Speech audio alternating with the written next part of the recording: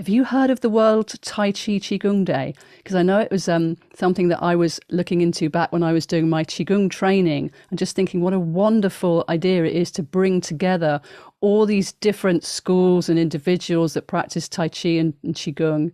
And what would happen, when that does happen? Well, today we have Bill Douglas is with us, and I'll just give you a little bit of introduction to him and the World Tai Chi Qigong Day that he's really well known for founding, about this idea of uniting the Tai Chi and Qigong enthusiasts and groups worldwide, but also government bodies and media and public and private health institutions. It's kind of captured the world's imagination for well over 20 years now, and it reaches millions of people. I mean, each year it's getting more and more. So this vision of a clearer, calmer, healthier planet that is possible by spreading Tai Chi and Qigong and other mind-body practices into society at all levels. And this has been recognized worldwide, and we're going to get into this because Bill has written a book, The Gospel of Science, that has got lots of facts to be able to back up what we're stating here. So Bill Douglas, or William Douglas, as indeed he is known also, is the founder and webmaster, content writer, video producer and media director for the World Tai Chi Qigong Day. He originally studied art and later sociology at the Kansas State University until he met his now wife, Angela Wong. And then he moved to California with her, where he discovered Tai Chi and Qigong, and that was nearly 30 years ago. I'm just going to ask, how did this idea for the World Tai Chi Qigong Day, how did that strike you? Was it in a vision, or did it just drop in as an idea, or how did that happen? Yeah, it was actually all of the above. And I've spent that was like over 2 decades ago. There were two things that happened, as I go back and try to, reform it in my mind. And the first thing that happened was that I started teaching in major medical institutions about 30 years ago. And they were for the public. They weren't for the staff or the doctors or anything. But in the very first one that I did at Shawnee Mission Medical Center, a whole bunch of doctors enrolled in it. They didn't know each other. One was a neurologist, one was a pharmacologist, one was a surgeon, one was an emergency room physician, and so on. And anyway, it just started blowing their minds. They were getting off of hypertension meds that they'd been on for years and years. They were reducing, diabetes-related meds that they had been on.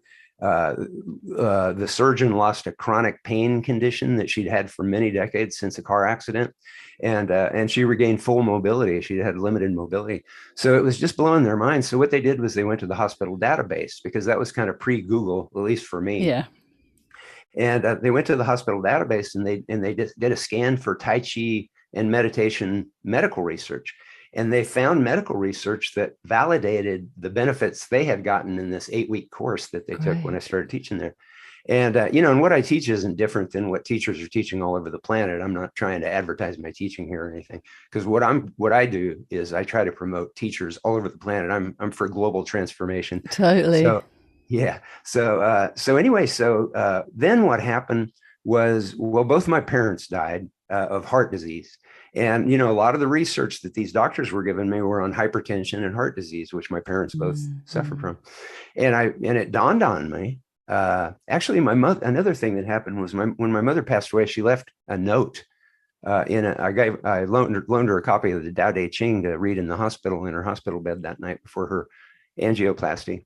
I mean, it was just a routine, angioplasty, but the next day she didn't survive. And the doctor came in and told us. And my sisters went to clean out her hospital room, and they found the Tao Te Ching I'd loaned her. And in it, she had written a note. And she said, I wished I could go back many years and try to learn the arts of relaxation that Junior was trying to teach me. That's what they called me, was Junior. And she said, I so would have loved to have seen my grandchildren grow up.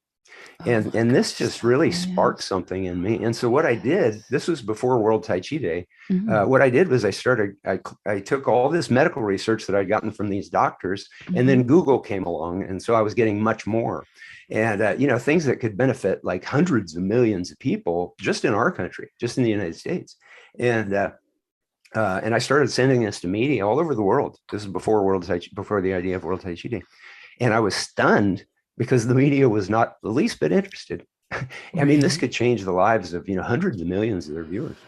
And so I was meditating one day, and I guess this frustration was like boiling, somewhere in my brain. But you go into meditation, you let it all go. I do Neigong, Chinese internal energy For meditations. sure. That's what I was trained in. And so I, went into this meditation. You're just trying to let your mind let go of everything so that you can become open, open to the Mhm. Tao, the universe, whatever's there, and that we attune to, that we, kind of melt into when we go into those states, into the flow. And anyway, this idea dawned on me of creating a mass Tai Chi exhibition with like hundreds of people, and it would just be too visually spectacular, and do it in like a public place. Instantly, I knew it was the Nelson Atkins Art Museum in Kansas City. It's a spectacular location, and instantly I knew that's where it was going to be. But as I was envisioning this mass event, it was like in my mind, I could see that it was much more than just this one event. It was like I just knew that from the very beginning. Mm. And so we did it. Yeah, we spent like 6 months organizing. We were putting up leaflets at health food stores. The world was a lot different back then. You didn't have Yeah. to do everything online.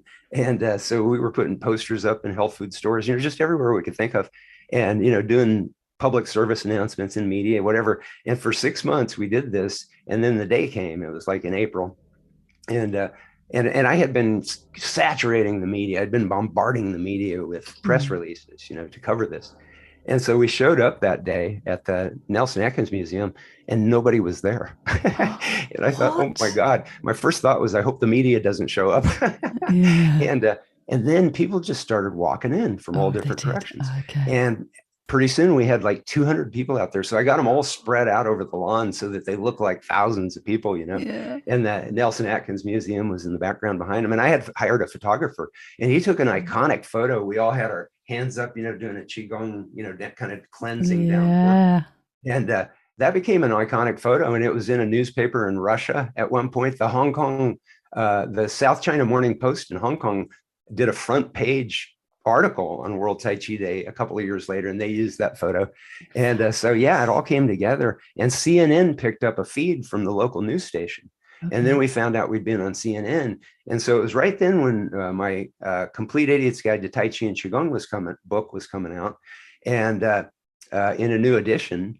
And I decided to put in the back a list of all the Tai Chi and Qigong schools and organizations who supported World Tai Chi and Qigong Day and wanted to be listed in the book. And so my publisher let me put like this whole big chunk of Tai Chi and Qigong schools all around the world in the back of this book. And so that kind of lit the fuse for Yeah. this idea of World Tai Chi and Qigong Day. And so now with this new book that just came out, what I'm doing with that is launching the Global Transformation Project. So this is a whole new vision, and it's just as clear and just as real as that World Tai Chi Day vision was. And, and a lot of people thought it was crazy 20 years ago, Yeah, this idea. that's such a fantastic story. Thank you so much for sharing that with us here on Chi Time. But it's following that which you knew was true. It was trying to birth through you. It's a new thing, but it felt so like needed. And because you were spurred on by the death of your mother, bless her, that must have given you that extra, I'm going to do something here. She died unnecessarily in a way. Right. I mean, I know it's all our time when it's our time, but it's still that disorders that can be prevented, and Mm-hmm. this emphasis on preventative healthcare, and Mm-hmm. that Tai Chi and Qigong can give us. I mean, I don't practice Tai Chi now. I did back in the day, but I've become more Mm-hmm. into the elemental Qigong, but then the Neigong also. It's where we're placing our mind and that heart, that Qigong is harmony. Qigong is my main focus, to be honest with you. I Oh, think okay. Qigong is like a real powerful heart. Tai Chi, yes, I do teach that, but it's the focus is Qigong. It is.